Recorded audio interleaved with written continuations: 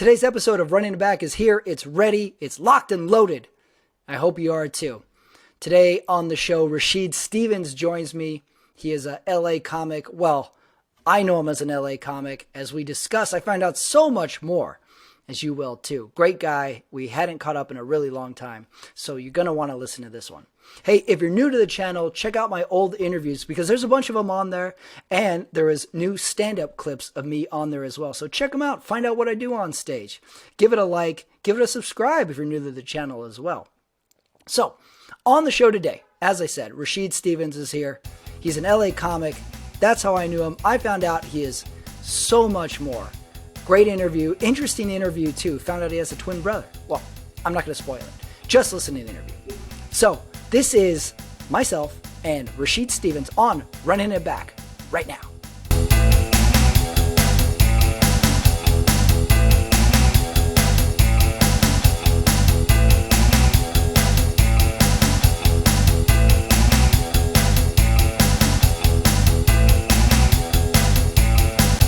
Joining me on the screen today, on the screen, in his couch, Rasheed Stephens. He is at StevensRasheed _ on Instagram. Rasheed, thank you so much for joining me. This is special.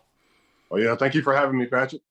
Absolutely. You know, I was talking to someone, fellow comic, and we cross paths so much, but we never really get to actually talk to each other beyond like, what show are you doing? What show did you just do? So this is kind of cool that we actually can find out what's going on with each other. So I want to thank you right from the start from joining me. Yeah. But I'm doing my research on you, and here's where I'm already interested in you. I'm researching you. I know you as a comic, and then I do a little research, and your bio on Instagram, I want to start with that, says you are a comic, actor, writer, producer. Which one would you say you gravitate to most?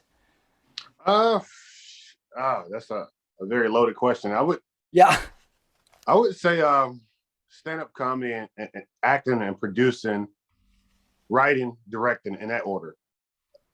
I mean, because initially I came out here as a stand-up comic and I started acting also. So those two things were always intertwined with one another. And then I started making my own movies and stuff. Really? Yeah. Our paths cross through stand-up comedy, and I think a lot of people move here who are creative, and I think they have a few avenues they can go down when they come here, when they're growing up. What drew you to the creative side of things initially? Were you always a creative kid? Were you always into comedy? Were you always into movies and pop culture? How did it start for you? I mean, I think a lot of it is very innate with me. I've always been very creative writer in school when it came to language arts. I was always that guy that had a sense of humor. So, I mean, I think but I played sports my entire life too, though. So I didn't never think I was going to fall into the art industry, but I was always good at sketch and painting. So I've always had these creative endeavors, but I never thought I would pursue them until I stopped playing football in college my junior year. And, I just had this kind of epiphany. It was like, I didn't know what I wanted to do. And I knew that I loved watching movies. I knew I loved making jokes, and, all those things just kind of, the amalgamation of thoughts just kind of said, what, I could go in the entertainment industry, because people used to always tell me, hey, if you don't make it in sports, you should definitely do stand-up comedy or something in that world or that realm. So sports were first and foremost, and it was football for you? That was your sport? Yeah, football. I played all sports in high school. Well, my freshman year in high school, I went from football, basketball, track. And then from my sophomore year on, it was football, wrestling, track. But before I was on a swim team. In 8th grade, I did gymnastics. I was baseball. I did soccer. I excelled at all sports, though. I was very athletic. Yeah. So my twin brother and I, we played all sports, though. That was like escapism from the rough environments I grew up in. Well, that's what interested me at first. I grew up with sports as well. I grew up Yeah. in Texas playing, regular sports, and then my sport ended up becoming cycling. I was a professional cyclist for a long time. Oh, for real? And yeah, and I talked to people who played sports, and number one thing is you don't typically see creative types with sports backgrounds, but there is a lot of tie in with the endeavor of sports, the working towards a goal, working in a team, and working in a creative environment too. And I'm seeing it more and more. Do you feel there's a crossover between sports and being creative, or do you feel that they're entirely different? I think they definitely have a relation because you look at, I mean, all of it is essentially entertainment too. So I mean, that's the foundation or umbrella of it. But I think a lot of athletes are creative and stuff because just the fluidity of sports, the expressism of sports and stuff. Hmm. It, in so many ways, that is art. You're expressing yourself athletically, but still, it's an art form too. It's an Yeah. art form to all sports. There, Absolutely. I always, it's easy to forget that sports exist because it's entertainment. People have to go watch the sport. That's how the sport can continue on and pay the athletes and have stuff like that. Same way with art, movies, comedy. People have to go see you. So it's the same yeah. thing. We have to put out a good product, and it takes a lot of work to Oh, actually put absolutely. out that good product. Where did sports start for you as a kid? Who introduced you to your first sport? Was it a parent? Was it a sibling or teacher or something? My father for me, he introduced us, my twin brother and I, to sports. Like my dad was very athletic, so I mean, every sport you can name, I probably played, and I was really good at it. That was genetic pool that my twin brother and I had from my father. But we played every sport you could think about, and then on top of that, I went to the Boys and Girls Club, so that was something to help even more cultivate my skills. So it was my father on top of going to the Boys and Girls Club for me, and then having a twin brother. Like when we were come home, we would always be practicing with each other, whether that's Yeah. basketball, football. So I had all those things working for me. So yeah, I didn't know you had a twin brother. That's yeah, interesting. yeah. I have a brother who's 1 year younger than me. Essentially, we were Irish twins. yeah, we were Hispanic twins. so so we were like kind of like what you said. We were always teammates essentially. I never really felt older than him. I always felt like we were the same. My mom dressed us the same. We essentially did everything at the same time. Besides school being one grade apart, we always had the same friends and stuff. We were on the same sports teams. Eventually we did, diverge and have different interests. Mine was more sports and his was other stuff. But having that kind of counterpart, especially early on in life to play games with, I think contributes some too because sports is a lot about making friends. And if you already have a brother, you have a built-in friend. How is Oh, it absolutely. having a twin? How would you describe to someone having a twin brother growing up? I never felt alone. Really? Never felt alone. So I mean, just like you said, he and I had all the same friends too. We had our separate friends, but still our separate friends were still our friends. Like Yeah, same it was here. always you always had somebody to who could understand you, who could help motivate you, who you could fight with, who you could Yeah. love on, man. I, so I can't even fathom the idea of not having someone there growing up because I he and I always had each other. So man, Yeah. yeah, it was even on That's late it. nights because I'm super nocturnal. My twin brother is too. So we be up Really. late night talking. Really, you talk, Yeah, you start even. It's kind of interesting like that. It's same with my brother. Once we, sometimes we go a long time without talking, and then we'll like talk on the phone, and then it's right back to where we left off. It's kind of like, did you see this movie? What are you watching on TV? And I almost think it's a bit of a male thing too. Like we don't need a lot. We just like, talk on the phone and we're right into like, did you see Top Gun yet? Yeah, that movie kicked ass, dude. You got to go see it. It's kind of right back yeah. into it. We don't need a lot of catching up. It's funny like that. It's, I I heard the love new Top Gun sport. is really good too. By the way, I saw it. I loved it. bro. It was just like a joyride. I was like, as soon as it started, I was like, let's go. It's Oh just, wow, and then it ended. I was like, I'm just gonna watch the Top Gun from 1986 right after this as well. all the prequels. Right. I say the Top Gun universe needs about 8 prequels and like 8 sequels following it. Like, let's just Yeah. never leave Top Gun. I've been hearing a lot of great reviews about the new one. Yeah, enjoyable. You should see it. I've been hearing reviews that some people cried in it. And like I see it, I'm like the sense of nostalgia when you watch a movie sometimes, you just sort of get it. And you're like, I'm right in this movie, in this scene right now. Oh yeah. I feel that with sports too in some way. Do you have I ask this with everybody who grew up with sports and being a fan. Do you remember your earliest sports memory? Yeah, I do.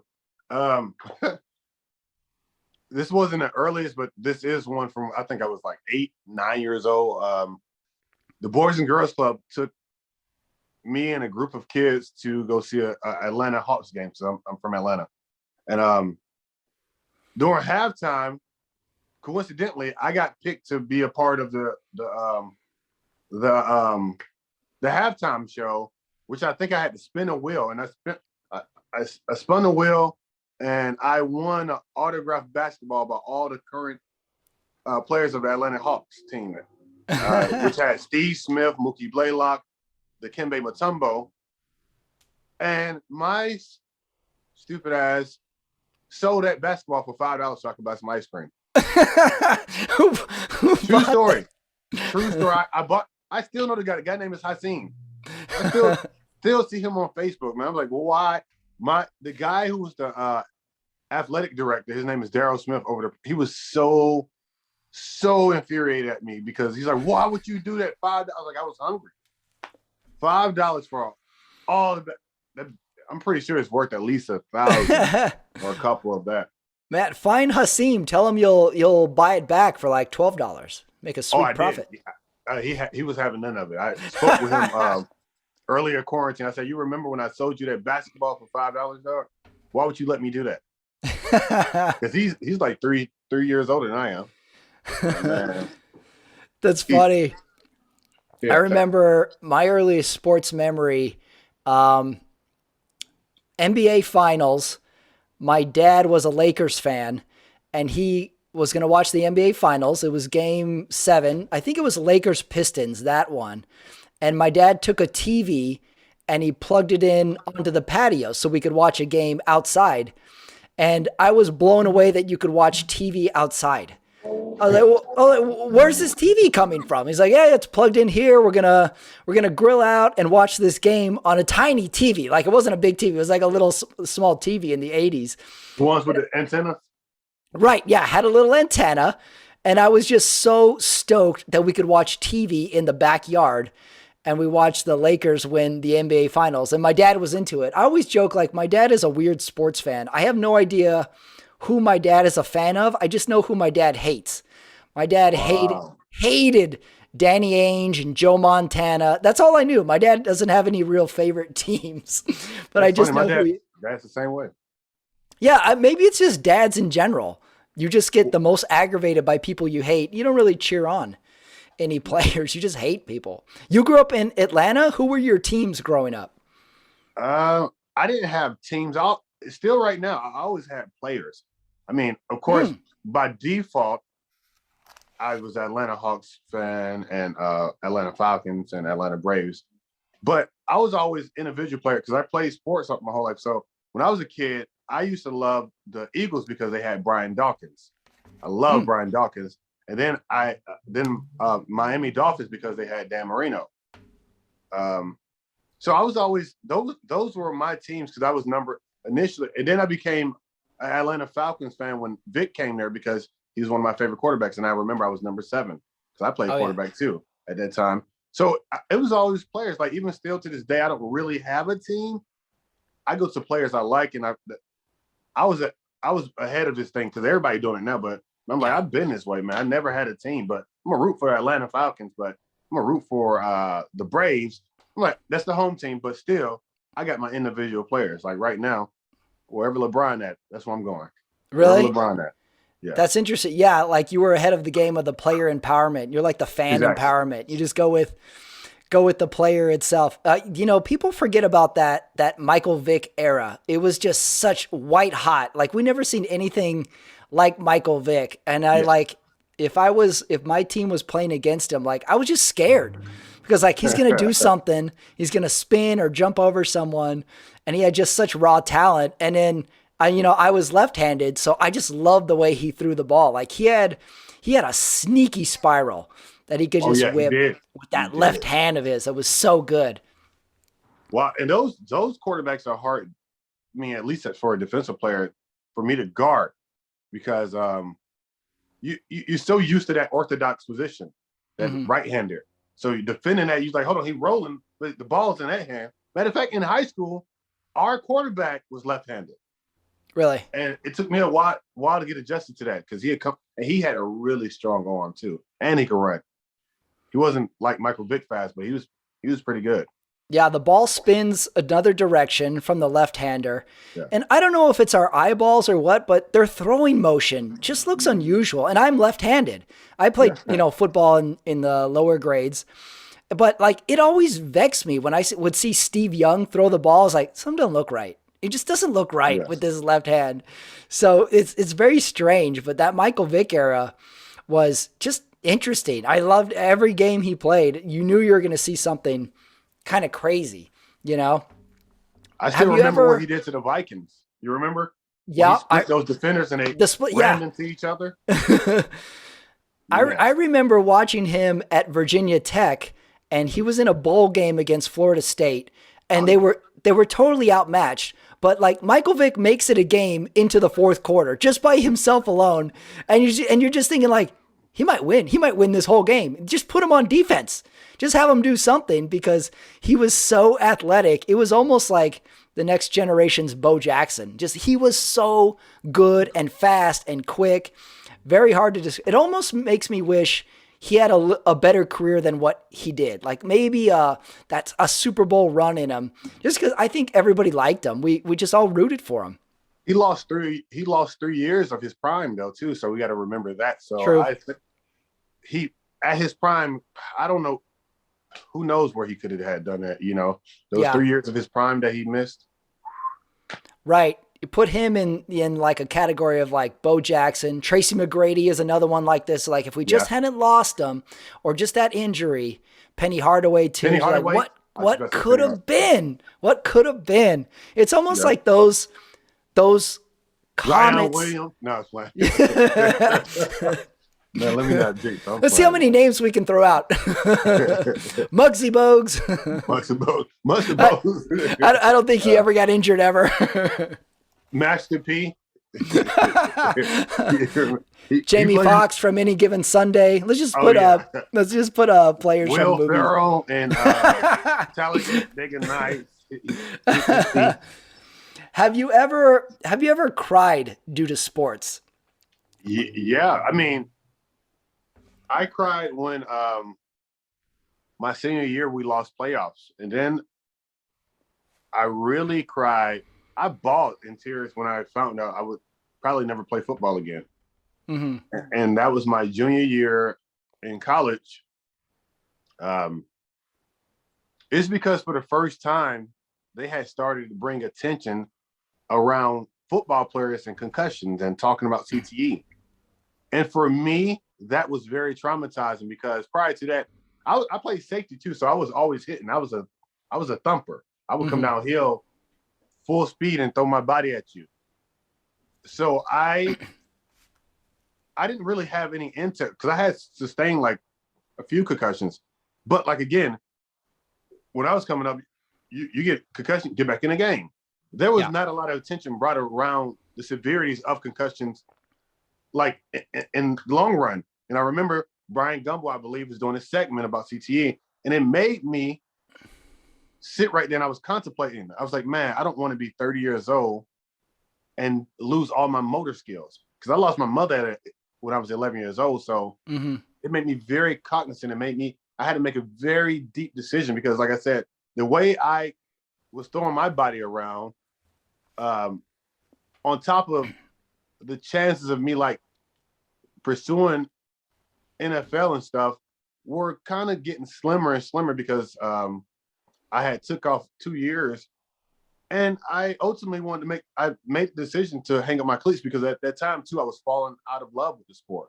But Mm-hmm. I was going to do it just because I wanted to always get my mother and my family at home. But at that moment, I remember I decided I said I'm not going to play football no more. And for a whole week, I felt very depressed. I came. I thought depression was this made up fucking erroneous thing that people just said just because it was a novelty or whatever. Mm-hmm. But I didn't know it was real. I remember having that dark, man. Have you ever felt empty inside a crowded room? That's how I felt. Mm-hmm. Felt empty in a crowded room, and I didn't know. Now I could understand when people talk about it. It just felt dark, and I was crying. I cried for days and days and days. Like, what the fuck am I going to do with my life? Because this is the only thing I ever knew. I came from impoverished upbringing. This is the only thing I knew how to do. I didn't think I had any other skills. And then again, I had that epiphany. I was like, oh shit! People always told me I could do. I'm good at writing. I'm good at making jokes. I should try some comedy. And the girl I was talking to at the time, I was like, hey, you think, because she's, even though I was in this deep state of depression, she used to say, has anybody ever told you were funny? And like, what's funny about me? I knew what was funny about me, but at this time, this point in my period in my life, I didn't see any light in this darkness. Mm-hmm. And I remember when I was trying to figure out what I was going to do, because I think we were in the spring semester, almost like 3 months left of, maybe 2.5 months left of school. I'm like, what the fuck am I going to do? Because my only purpose for being at school was to play sports. I didn't, and I'd be honest. And so when I had that epiphany moment, like, fuck, I could do comedy. I could be a writer. I could possibly do acting. So I went and talked to my school counselor at the time, and I said, hey, what could help me cultivate this desire or the skill that I want? She's like, you're not playing sports no more? I'm like, no. I was like, I want to try something in time. She's like, well, you could try to do theater. I'm like, I don't want to do theater. She's like, that's a form of acting. Mm-hmm. So I decided to drop my, I think it was a sports education or kinesiology degree, and I switched it over to a minor in theater and well, no, I had a minor in theater and a major in political science because I was still like, probably I thought about pursuing some politics or whatever. I don't know. So, Mm-hmm. but yeah, I cried. I cried for that. I remember probably weeks, not just a week, but weeks. So yeah, I cried over football for weeks, just to answer your question.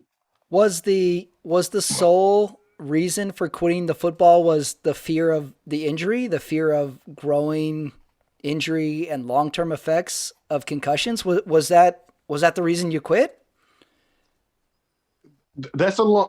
I mean, that was a strong influence on it, but I think on top of that too, though, it's almost like that girl that you love, but you realize you're not in love with her anymore. Mm-hmm. Like, I still love you, but I'm not in love with you. Injuries, politics, it was an amalgamation of things that really made me hang up my cleats. Because, like I said, well, my coaches, I felt it was too political. It's like, it wasn't who the best. It's like, come on, we playing this game.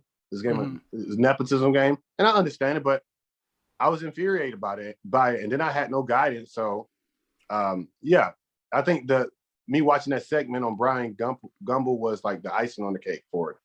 Mm-hmm. So the goal was football, and just before I ask you how you got into the creative side, what was your stats? How tall were you? What was your weight at your Oh, in your safety playing days? I was actually a big safety man. My it's funny, in high school I was considered tall. I was 6'2". I've been about 6'2" since I was like 14 years old. So I was 6'2" in high school, but I played safety in high school about 165 pounds, maybe Mm-hmm. 170 by my senior year. But my first year of college, I bulked up to 205 pounds. Wow. Uh, yeah, I was 6'2", 205 pounds. By my sophomore year, 6'2", 210 pounds. I went from running a 4'9", 4'8" in high school to a 4'5'7". So I was 6'2", Really?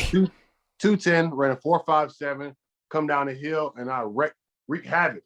I was a headhunter, and then I could who cover too.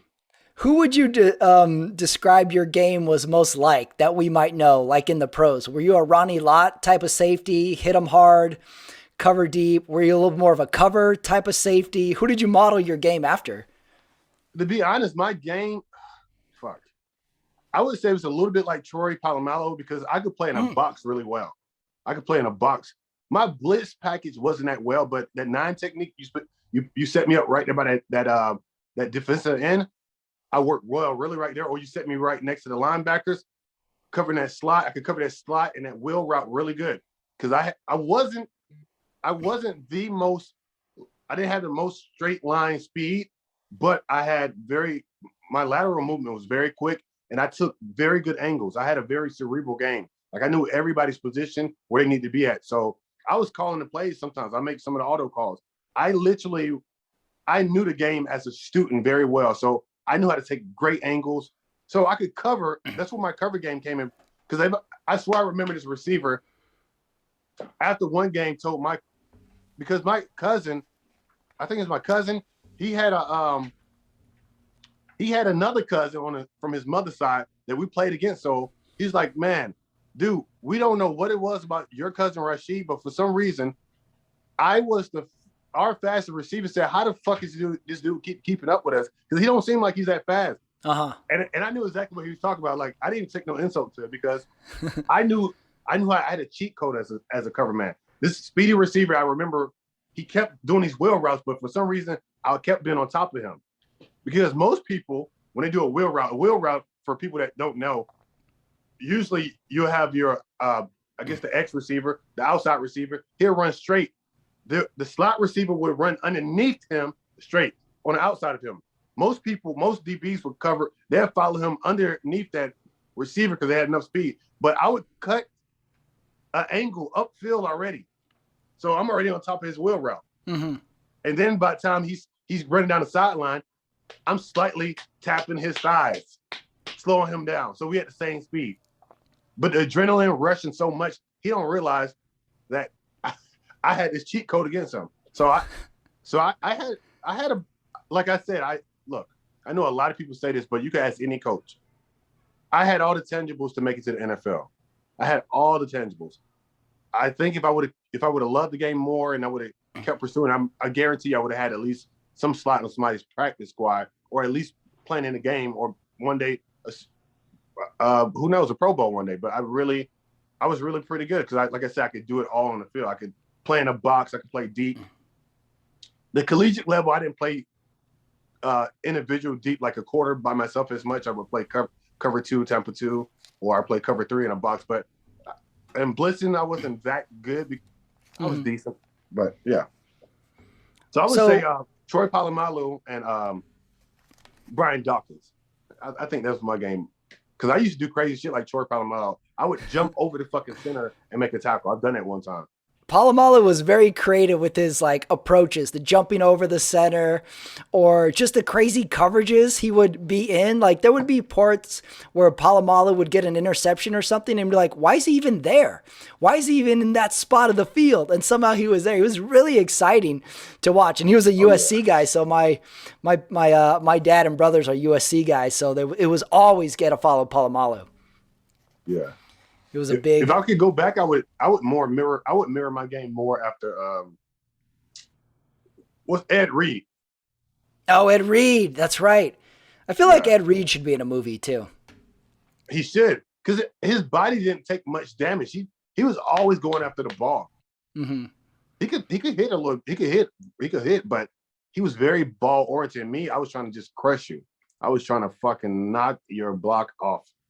So you've decided to move on from football. You're feeling depressed. How would it manifest itself? Were you depressed in a sense you were inactive, you were down on yourself? How would you express that the depression affected you on a day-to-day basis? I wasn't as sociable as I was very cold. I didn't put no effort in the classroom at all. Man, I just kind of, like I said, the world was turned off to me. Felt like a walking zombie. No motivation at all. And then you somehow were able to direct that focus or that energy into, like you said, acting at first and creative endeavors. Did that feel weird changing endeavors into that field, or did it come naturally to you? Like, it seems like sports and athletics is natural for you. Going into something creative, I could see it being a bit of a learning curve. What was it like? For me, it was super tough. Not necessarily for myself personally, but more so for the people who I knew, because it was almost like I had to come out the closet as an artist. Yeah. And in my mind, and maybe I was running my own racket, I had these ideas that everybody thinks I'm going to make it to the NFL. If I can take care of my family. Now they're going to be so disappointed when I find out I'm not going to the NFL. And now I want to be an artist. And I didn't tell anybody for like a whole 2 years. No one knew, but the transition for me, it wasn't that hard because, like I said, once I had that epiphany, I knew. I said, you know what? I don't never do anything unless I love it too. So that was a good thing about me, whether you believe in God or whatever. I've always had that in me. I don't do anything. I never pursue anything hard unless I love it. So once I got a little taste of it and I got that bug, I went full steam rolling ahead. And, I just tried to absorb as much knowledge about the creative craft as possible. So you've changed paths. You found something you really love outside of sports. When does the move to Los Angeles happen? What made you decide to make the big move? It didn't take much time at all. At this particular time, I was going to college at Jacksonville State in Alabama, and I was doing theater. And then on the weekends, I would go to Atlanta and do open mics and do some comedy, which that was horrible. That was horrible, dude. That was so. Were you bad? You were bad at stand up at first? Is that what you're saying? What do you mean? I was horrible. First of all, the first time when I first started doing it, I was doing all Red Fox material, all his material, and I didn't know any better. It wasn't like I had. But then when I started writing my own material, I mean, it was trash. And then what's so fucked up? My first real open mic / show, it was in front of my girlfriend at that time, my really good friend at that time, his girlfriend, one of my high school teachers. I don't know what the hell she was doing in that crowd. And there was a lot of people I knew. And I mean, I ate ass. I bombed so bad. Oh my God. What was their reaction afterwards? What did they tell you? Man, my teacher didn't even want to make eye contact with me. She just gonna put her head to the side, trying to act like she was sipping a drink. I'm like, I know you see me. And I just try to get the hell out of that club as quick as possible, man. I think you do stand up long enough. We all have a story where we say like, yeah, I did my set and I had to get the hell out of that club. I had to get out of there. I think we all have that. I know I have more than one where I was like, I got to go to my car. I got to get out of here. I got to leave the scene of the crime. Yeah. Hey, man, that's the most vulnerable, embarrassing feeling. And I always feel embarrassed, especially if it's a comic I know and I just saw him or her bomb. Like, oh, yeah. Fuck. I'm like, I always don't want them to come talk to me because I'm like, they don't ask me for a real opinion, man. Don't do that. Don't do that to me. Don't do that to me. You know what the hell you did up there. You know what you did. It is pretty funny. Like, we see our friends go up, a bunch of times. So, we know their act a bunch. We know their demeanor. And sometimes they'll do something and you'll see their face and you'll just say like, they wanted a reaction out of that. They didn't get it. Yeah. They wanted more out of that punch. Yeah. They wanted more out of that bridge. Stand-up comedy is so weird to describe because it's the only thing where you think of the idea, you write it down, you practice it, you say it on stage, and then you come off the stage and the first words out of your mouth are, how'd I do? Like, we have no idea how we actually do. It's completely subjective and weird and out-of-body experience sometimes. I think for me, it's I believe it's the toughest art form because it's like instant gratification, instant response all one time. No other art form requires you to respond to what I'm doing immediately. Like, no, I don't need you to sing along with me at a concert to know, oh, of course it probably make the artist feel better, but you don't necessarily need that. Or the comic, I need your laughter to know if I did good, to know if my artistry is working. Yeah. I don't need that in acting. I don't need you to clap to know, like, literally going through our whole sets, laugh. Whatever I say, laugh. If it don't work, oh shit, that didn't work. Oh fuck. So you Right. literally doing this on the stage, up and down, up and Uh-huh. down. Kind of like imagine if you had a movie playing to a packed theater, and then imagine if that movie played to an empty theater. It'd be the same movie, but Yeah. stand up needs the audience. It absolutely needs, and if the audience is big, the show goes one way. If it's medium, it goes another way. If it's really small, it goes another way. It's the weirdest push and pull, but you're right. It's the purest art form. There's no production. It's just words coming out of someone's mouth, and can you captivate a crowd?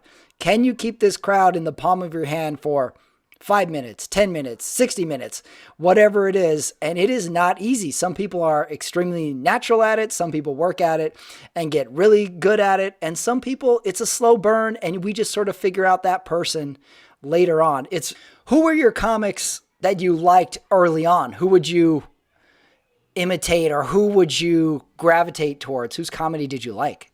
Red Fox, um, Eddie Murphy. This initially, and Richard Pryor, because these are people that my dad used to listen to. So that's how I found out about comedy. So I would watch their stuff on YouTube. And early on, when I was first studying comedy, and I said, but I think I gravitated towards Rick Fox because he was so crass and blue, and I definitely gravitated towards the stuff he was saying. Do you remember the first comedy show you ever went to as an audience member? Oh yes, I do. I was 21 years old. I went to the Uptown Comedy Club in Atlanta. I don't remember any of the comedians' names. They were like local comedians in Atlanta. But my girlfriend at that time, she took me for my birthday at the Uptown Comedy Club. It was hilarious at that time, you know. I sat right up in the front. I don't know why.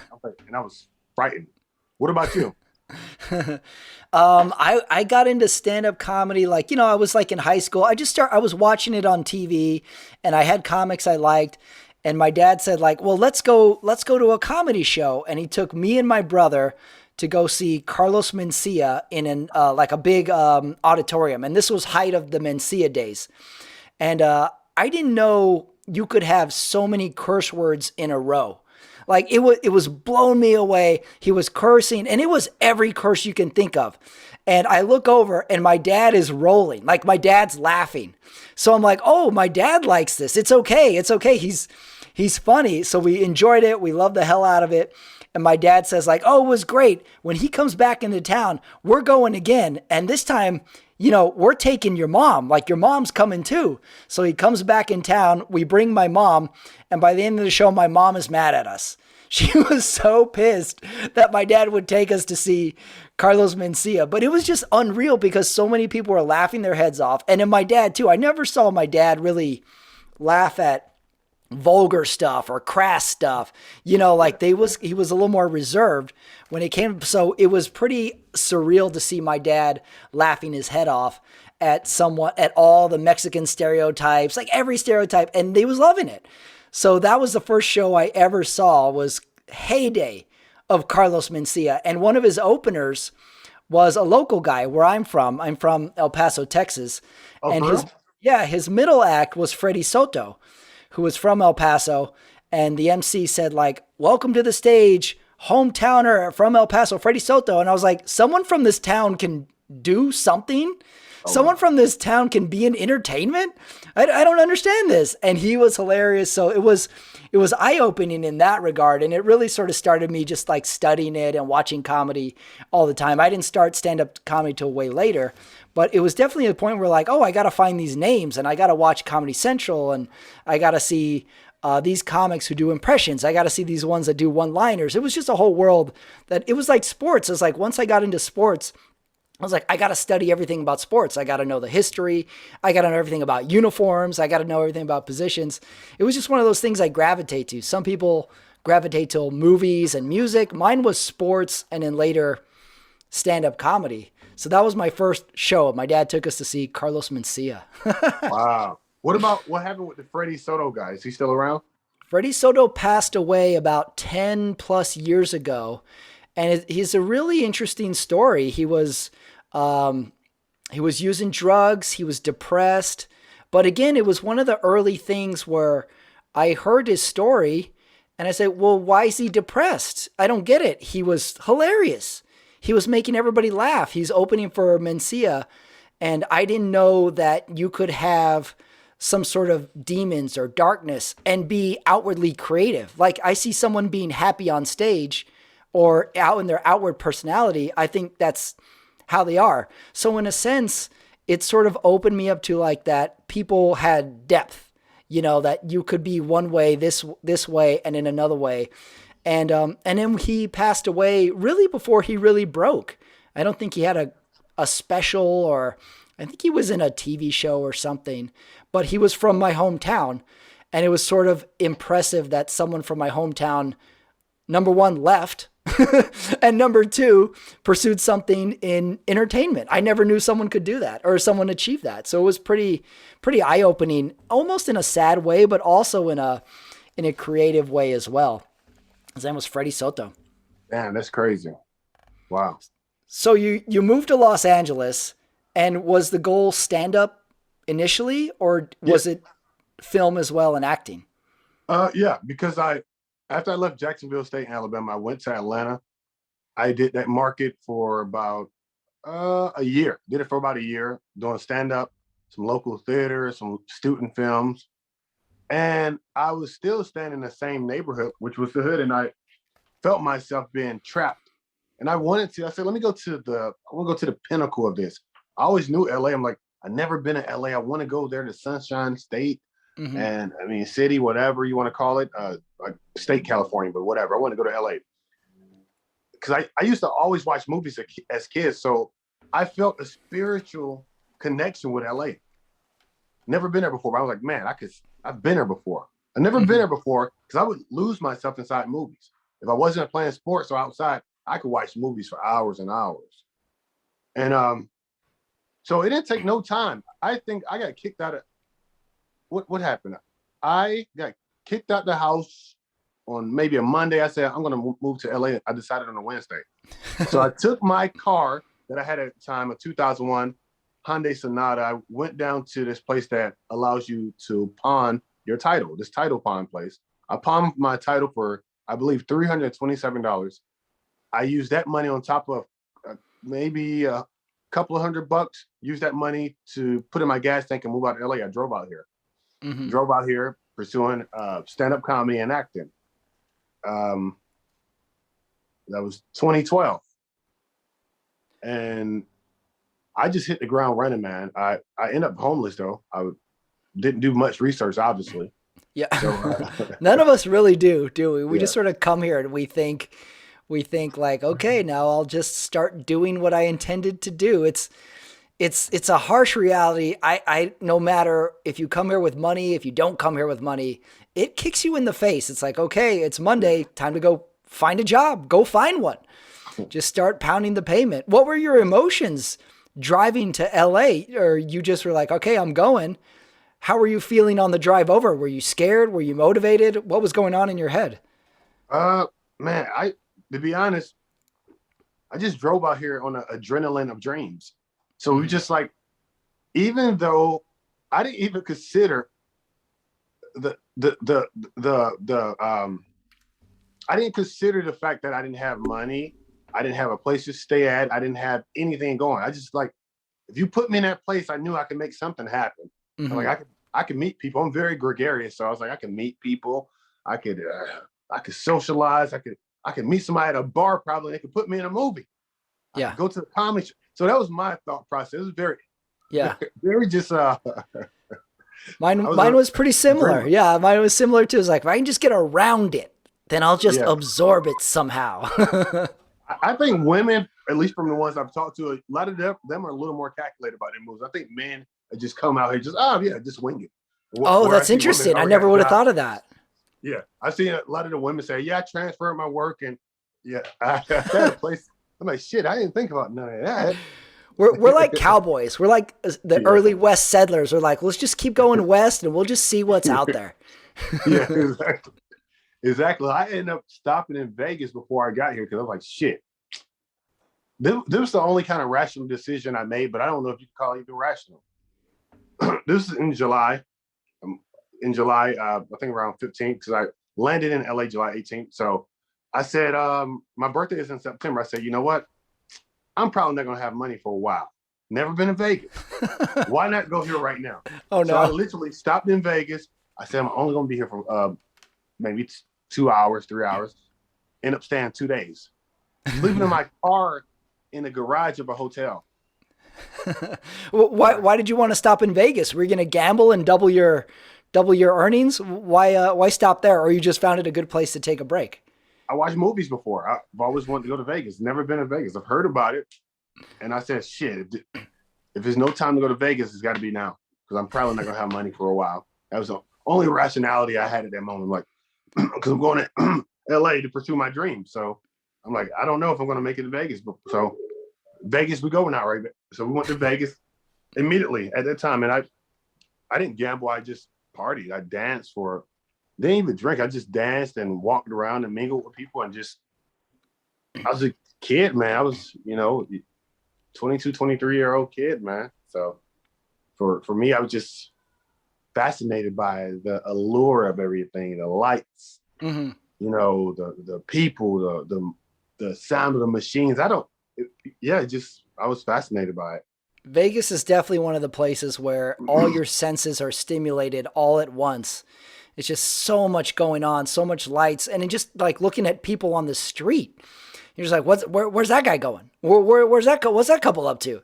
It's Oh yeah, nonstop stimulation, and that's why I'm always fascinated by people who are from there. I'm like, you grew up in Vegas? Is that yeah, possible? Same thing with here, I guess. So like when you meet someone who is from Los Angeles and they grew up and went to school and stuff, it doesn't ring to me. It doesn't compute to me. I'm like, yeah, how can you grow up here?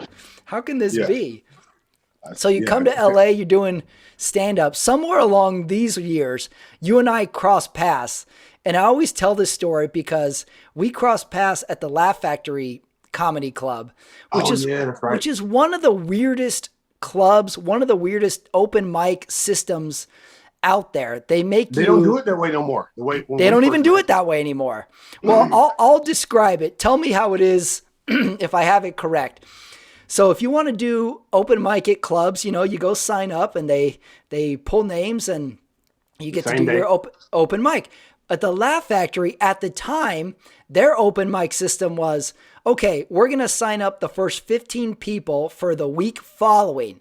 No more than 15. So what people do is they show up hours before the doors open, sit on the sidewalk, sign up, and they're like, okay, I'm one of the 15. Great. Now I can come back next week.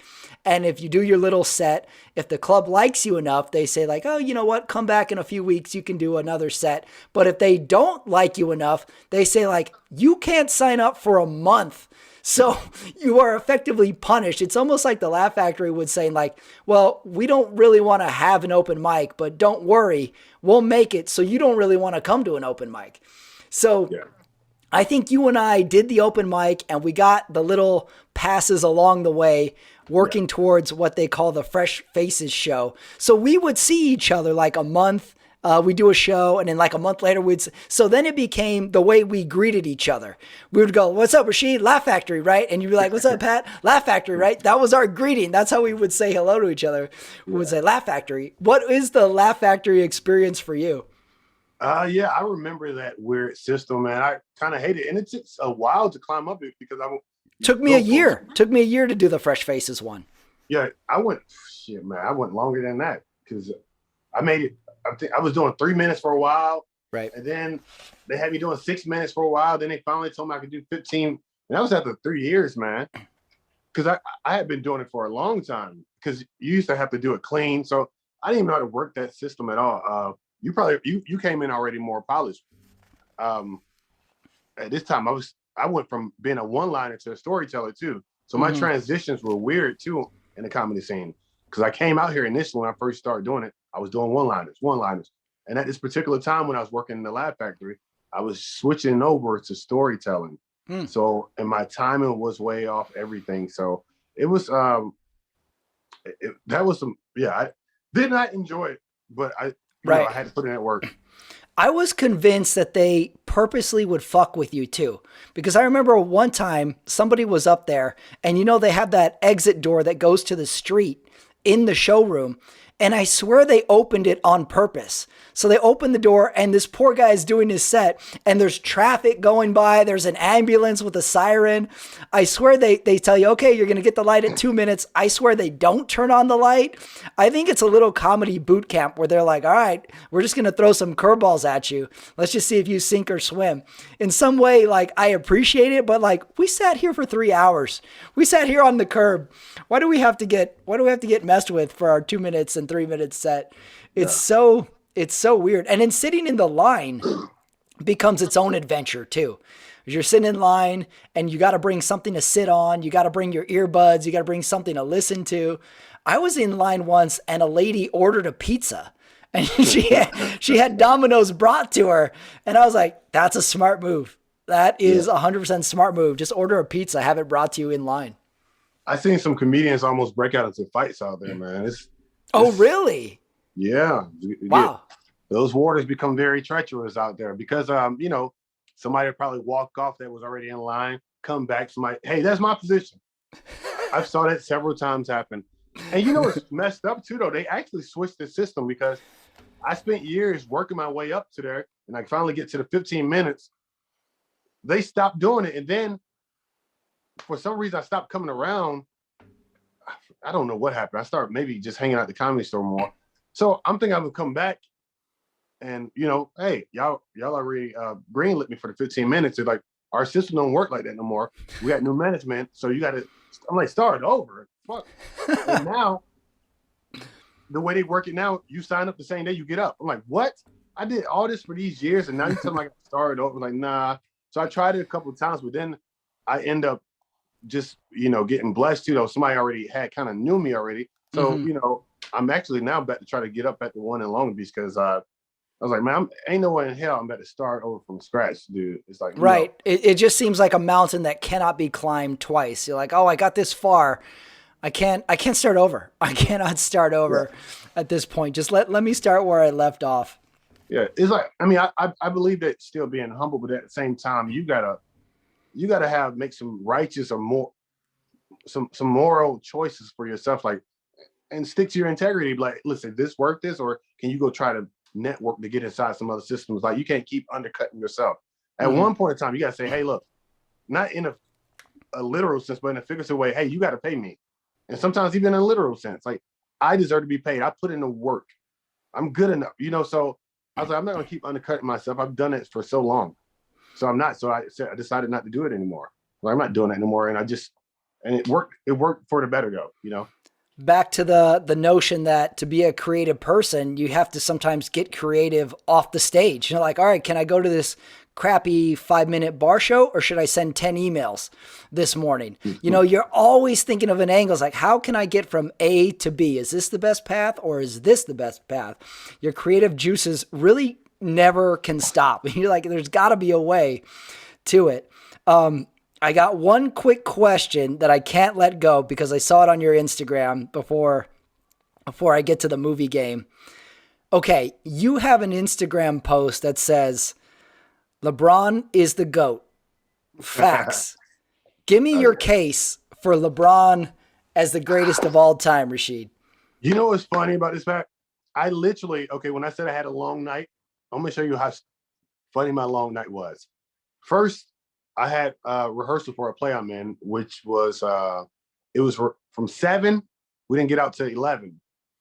And I was going to go hit up a comedy show, but we ended up congregating outside. So I didn't leave there till about 12. So I said, let me just head home because I was going to go to the Comedy Store. But I said, let me just go home, try to do some studying and stuff. I got home, end up getting on YouTube watching LeBron James highlight video. So it's funny that you just brought this up. I'm like, man, this guy's so fantastic. So so to make a long story short, I grew up on Michael Jordan, Right. Me too. I'm the same era. I grew up on Michael Jordan. He was my favorite player. I used to wear his shoes all the time. I still wear his shoes to this very day. After Michael Jordan retired, it got very sad. I'm like, who's going to Kobe Bryant started coming around. And I used to mess with Charles Barkley too, but Yeah, Charles Barkley was one of my favorite players. David Robinson too, but for me it was Michael Jordan sitting at the top, the apex. Then later it came Kobe. I wanted to be Penny Hardaway, but the fool kept getting hurt. Yep. Unfortunately, that's my twin brother favorite player, him and Jason Kidd. And then uh, again, like I said, it became Kobe. Like, oh, kind of like Kobe, remind me of Jay. He emulated everything Jordan did. So then I remember LeBron came in. And I remember he started to be the talk of the town. He came in. I had already heard about him because LeBron's a few years older than I am, but I remember hearing about him like this going. So I didn't really get his game, so we didn't really get to see him. You just see these highlights. I'm like, man, all this fool doing is dunking. And then for some reason, I remember they was playing Kobe, the Lakers, and I started watching him more closely. I'm like, man, this fool is not just a dunker. Oh, he could pass. He's really controlled. Not only that, I've never seen nobody control the entire tempo of the game like that. Not even Michael Jordan. It was like LeBron was a point forward, but if the game was moving fast, he'll bring the ball down the court like, no, we're pacing just like this. And he could see the entire court. So he could hit you. He could hurt you in so many ways. Like I've never seen any other player. And at this time, Kobe Bryant was my favorite basketball player next to Michael Jordan. And I just started watching LeBron more and more. Like, man, this dude really is the best basketball player I've ever seen. Because if you play sports like I play sports, usually somebody that come in that kind of body frame, 6'9", 260 pounds, they're not as agile. The fact that this fool was so athletic, the fact that he was just as fast and quick as Jordan and Kobe, but bigger. But he could pass, he could rebound.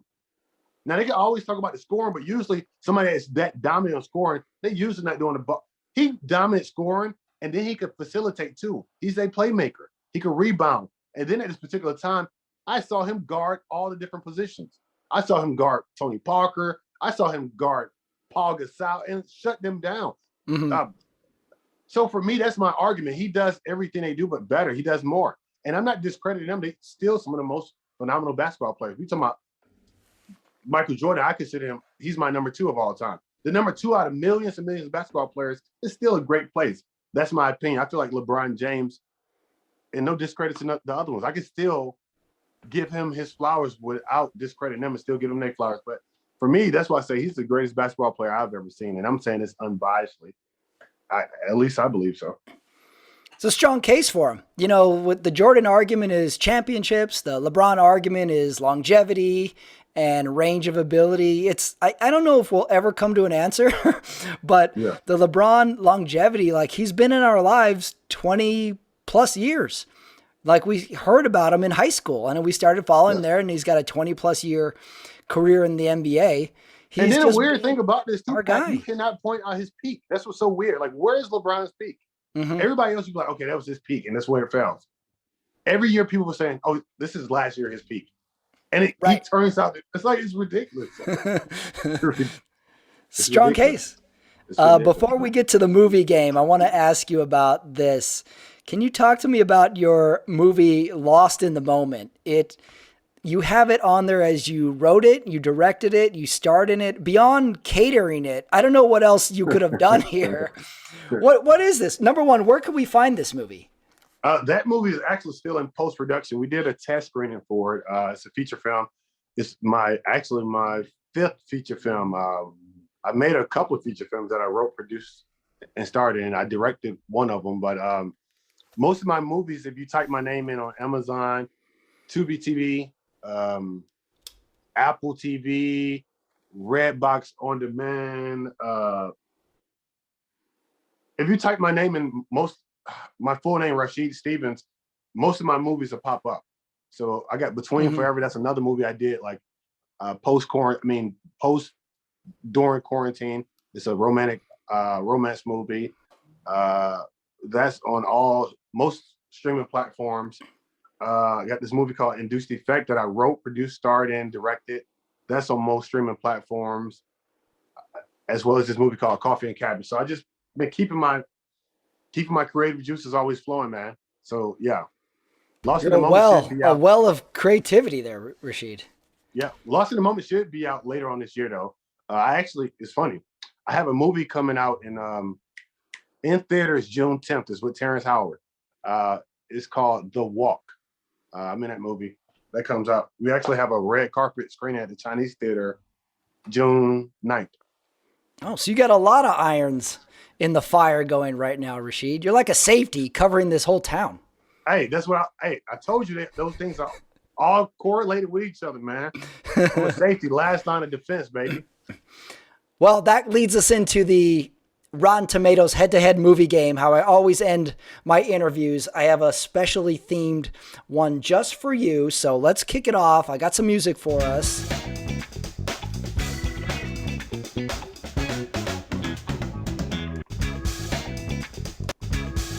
All right.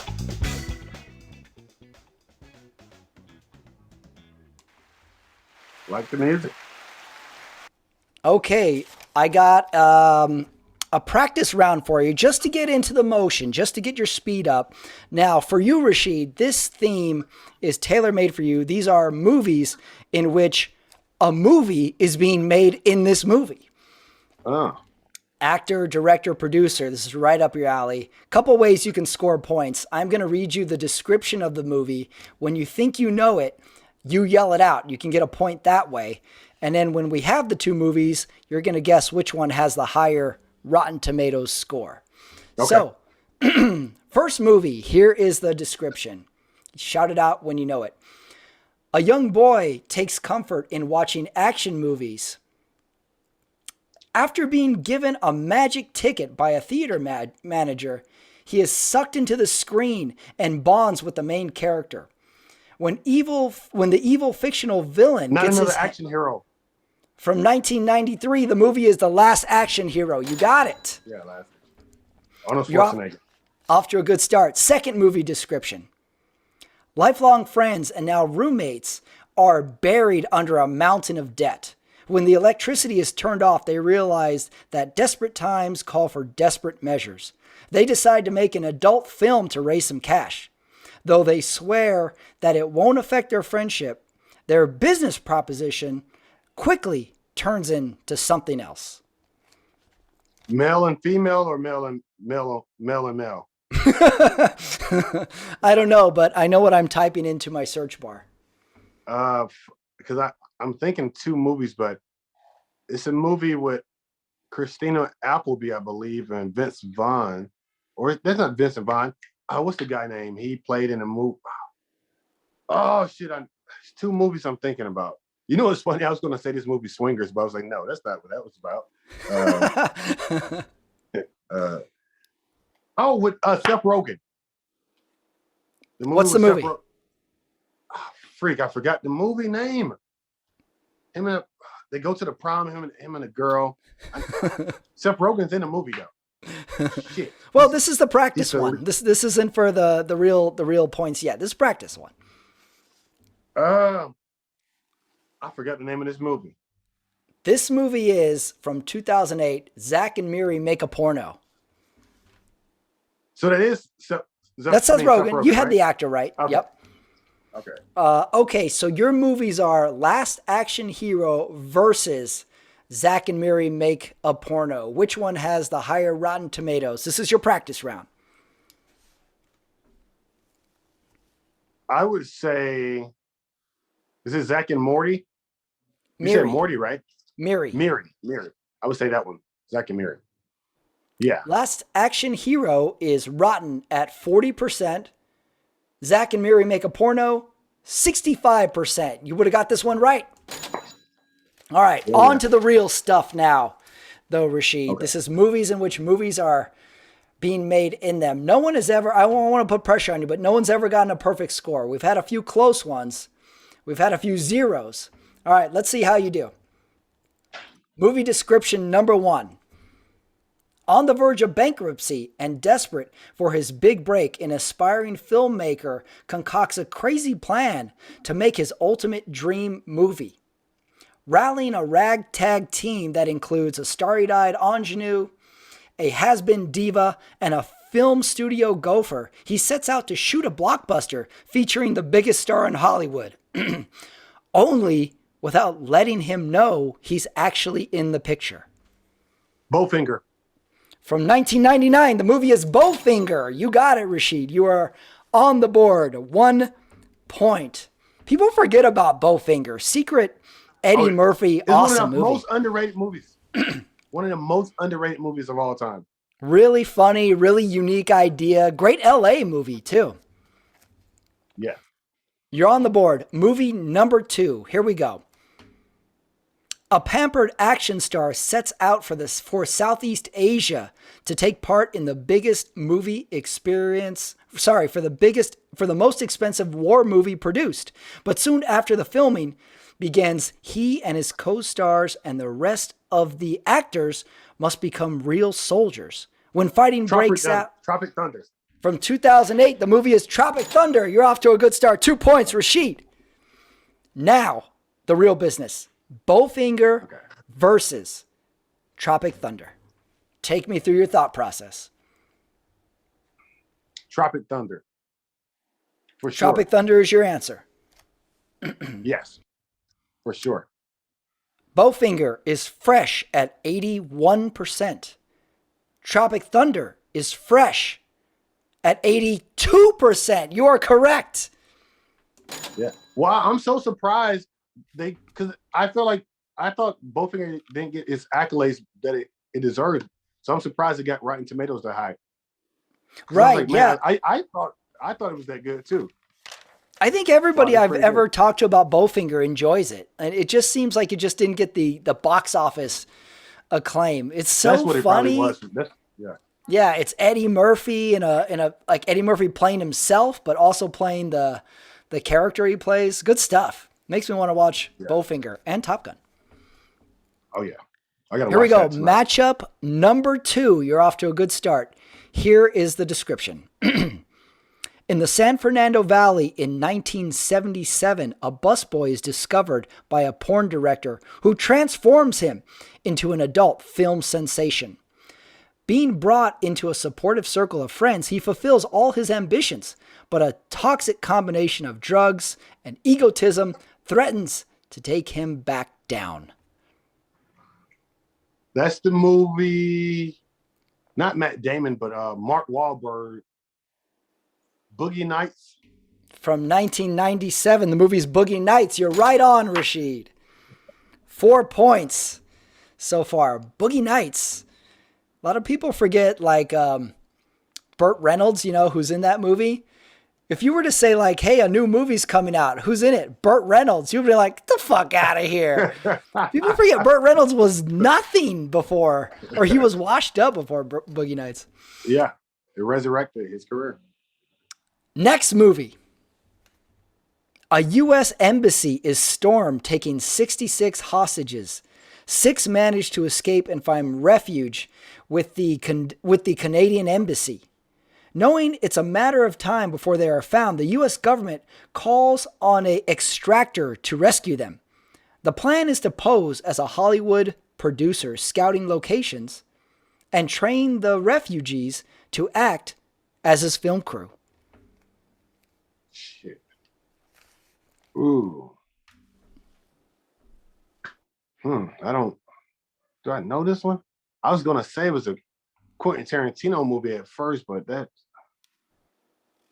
he becomes a Hollywood director. Oh.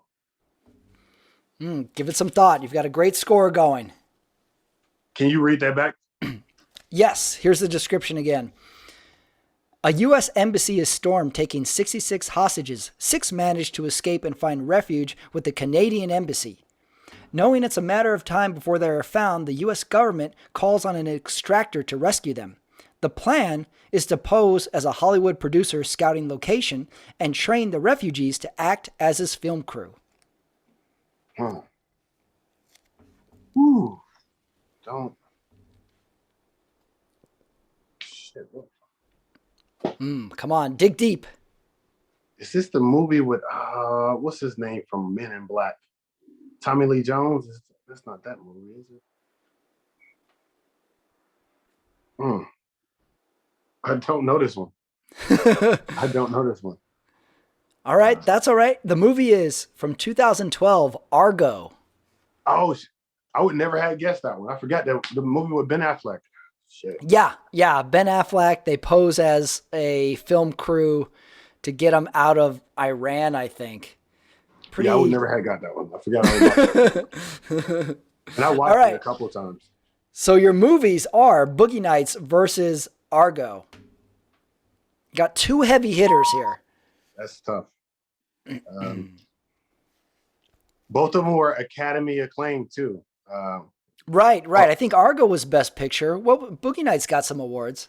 I think Mark Wahlberg got a Best Actor nomination, and it got best. He got nominated for Best Screenplay, I believe. I'm Or not maybe sure. That Best sounds Director. right though. Everybody loved Boogie Nights. Boogie Nights was a force. I know Mark. I do. I'm about 78% sure Mark Wahlberg got nominated for that role. Because I think that was his only one he had so far, if I'm not mistaken. You This mean to that's a, tell me you don't think Mark Wahlberg won for the movie Fear? no, no, no, Okay, no, just checking. no. I saw that movie in the theaters with my mom, by the way. It was a rough drive home.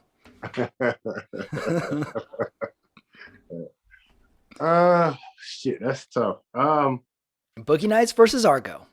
Uh, I'm gonna go with my instincts because I know they love him. I'm gonna go with Argo. Argo is the pick. Boogie Nights is fresh at 93%. Argo is also fresh at 96%. You nailed it. Good Hey, pick. You thought like a critic with that one. You used your head. yeah. I know the Academy loves Ben Affleck, his work. So he Right. was And that was a movie where essentially Hollywood saves refugees. So of course they would love it, you know? Of course they would give yeah. it 101 if they could. Yeah. All Yeah, right, we here we did go. this. Here we go. Last matchup, Rasheed. Here is the movie description.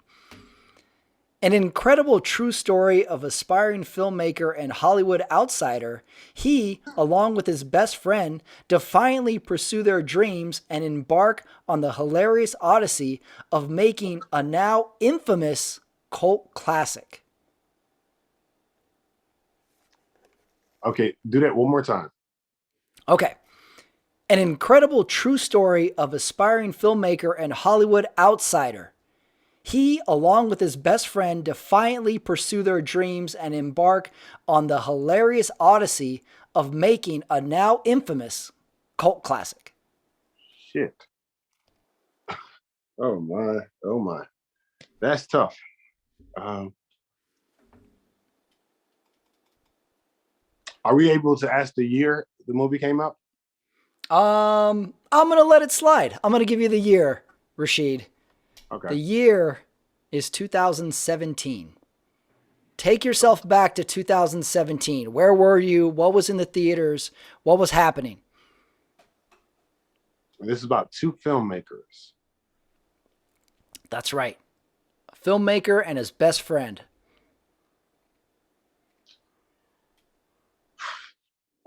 Oh. Oh no, they wasn't filmmakers though. They were actors. This is an actor, but that wasn't 2017. You almost had something there.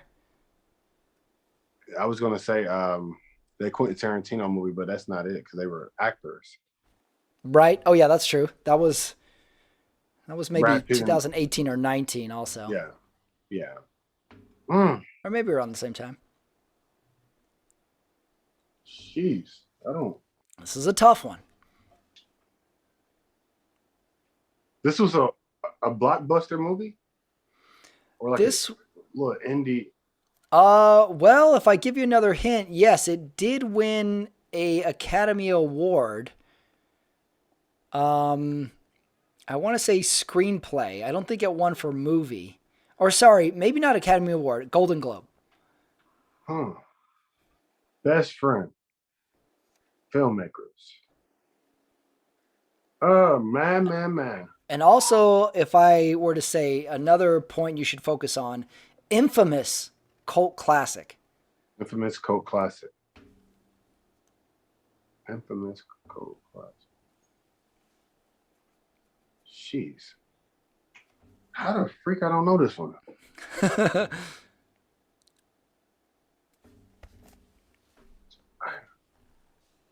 Don't know. Don't know? I don't know. The movie is from 2017, The Disaster Artist. Shut up! Tough I forgot one. all about that movie. Yes, I think everybody forgot about that movie. Remember, everybody loved it, and then like James Franco got some Me Too allegations, and then like we like didn't talk about it, but it was up for like every award. Oh shit! I forgot all. Man, right? And the movie was The Room. Well, that's why I was asking you in the room. That's why I was asking you. Was it because that was more of an indie movie? I was like, was it a blockbuster? But fuck, I do remember. Damn it. Tough one. That was tough. Tom Wiseau. Right. Tommy Wiseau was the wacky Hollywood outsider guy who was trying to make this a just ridiculous movie. Yeah, that shit was hilarious. Okay, he tried to be Marlon Brando. Right. He's trying to act in it. What is the story behind that movie? Last movie, Rasheed. Okay. Here we go. You got to nail this one. A down on his luck private eye gets hired by a cartoon producer to investigate an adultery scandal of the sultry star of the cartoon world's biggest star. But when a murder occurs, a villainous judge vows to catch the cartoon world's biggest star. I know this movie, Roger Rabbit. Fuck. I forgot. I know this movie. I just forgot the name of it. Well, I will accept it. From 1988, Who Framed Roger Rabbit? Yeah. Really weird movie at the time. I want to say this was, 1988. Cartoons and humans in the same movie. Kind of strange. And then like we had this, what was her name? Jessica Rabbit is like all sexual in it. Yeah. A lot of weird thoughts going through the minds of a young Patrick Ramirez. They have sex in the movie.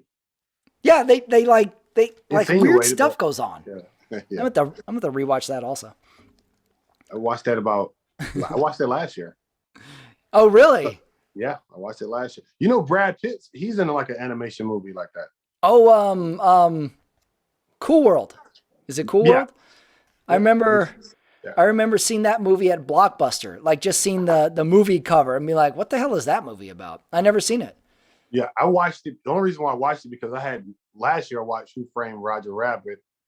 And then after that, it recommended that movie to me. Oh, I see. All right. Your movies are The Disaster Artist versus Who Framed Roger Rabbit. Which one do you think has the higher Rotten Tomatoes score? Disaster Artist. What's going on in your head? Disaster Artist. Yeah. Disaster Artist? Yes. Who Framed Roger Rabbit, I believe it made more money, but as far as like critical Rotten Tomatoes score? Yeah, critical praise, I believe. Yes, Disaster Artist. I'm thinking about the story too. Both of them some interesting stories, but I believe I think it's Disaster Artist. Okay. The Disaster Artist is fresh at 91%. Who Framed Roger Rabbit is fresh at 97%. Oh, you're so close. Shit. For real? That's an amazingly high score for that movie. 97. I haven't seen it in a long time, but that is amazing. I would never have guessed that. I wouldn't either, unless I would have guessed Disaster Artist as well. Oh, wow. Cartoon, 1988. Well, you got 5 points. Very respectable score. I would say you were running a cover 2 formation on that. You're protecting deep, but the flats were also covered. Oh yeah. I didn't have any sacks though.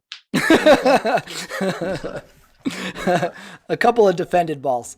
Yeah. Rasheed Stephens, he is at Stephens Rasheed _ Go check him out. Comedy dates and his movie. We have your movie to look forward to as well.